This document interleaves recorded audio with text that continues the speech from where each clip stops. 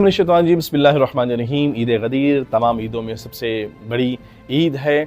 जिस तरह से मासूमीन अलैहिस्सलाम ने तमाम दूसरे दिनों में मुख्तलिफ़ इवेंट्स में हमारे लिए आमाल बयान किए हैं, इसी तरह से ईद गदीर के भी आमाल बयान किए हैं मफातिहुल जिनान में या किताब इकबाल में। सबसे पहले आपने गुस्ल करना है। मैं गुस्ल करता हूँ ईद गदीर का कुर्बतन इल्लल्लाह। उसके बाद आपने 2 रकत नमाज पढ़नी है। 2 रकत नमाज ज़वाल के करीब आपने पढ़नी है, क्योंकि रिवायात के मुताबिक ये वही वक्त है कि जब रसूल खुदा सल्लल्लाहु अलैहि वसल्लम ने अमीरुल मोमिनीन की विलायत का ऐलान किया था। 2 रकत नमाज कैसे पढ़नी है? मैं 2 रकत नमाज पढ़ता हूँ ईद गदीर की कुर्बतन इल्लल्लाह, जमात के साथ नहीं बल्कि फुरादा नमाज पढ़नी है।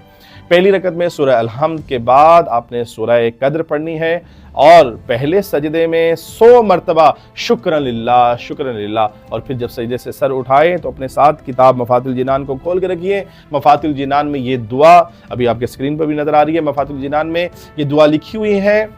अपने हाथों में उठाइए मफातिहुल जिनान को और इस दुआ को पढ़िए। और फिर दूसरा सजदा, पहली रकत का दूसरा सजदा, दूसरे सजदे में 100 मरतबा आपने अल्हम्दुलिल्लाह अल्हम्दुलिल्लाह अल्हम्दुलिल्लाह और 100 मरतबा आपने शुक्रन लिल्लाह कहना है।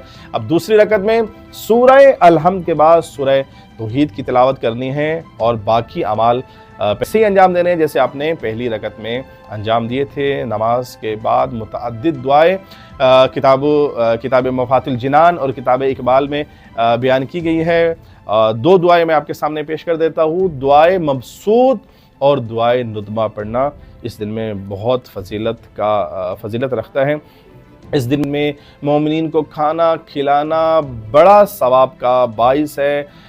एक मोमिन को खाना खिलाना तमाम अंबिया किराम, तमाम सिद्दीकीन, तमाम सालिहीन को खाना खिलाने के बराबर है। खिलाने का खुसूसी एहतमाम कीजिए। चाहे एक शख्स को अपने घर में मेहमान बुला लीजिए, अपनी बहन को मेहमान बुला लीजिए, अपने भाई को मेहमान बुला लीजिए, अपने किसी दोस्त अजीज़ अकारिब को आप अपने घर में मेहमान बुला लीजिए। उसको बताइए कि मैंने आपको ईद गदीर की खुशी में दावत दी और मैं खाना खिला रहा हूँ। कपड़े पहनिए बेहतरीन जो आपको पसंद हो और लिबास में खुशबू लगाइए। इस दिन में सदका देना, दूसरे से मुलाकात करना, एक दूसरे से हंस कर मिलना और एक दूसरे को माफ़ कर देना, एक दूसरे को माफ़ करना जिनसे आप नाराज़ है। अमीरुल मोमिनीन की खुशी के सदक़े में, अमीरुल मोमिनीन की विलायत के सदक़े में एक दूसरे को माफ़ करना बड़ा फजीलत रखता है।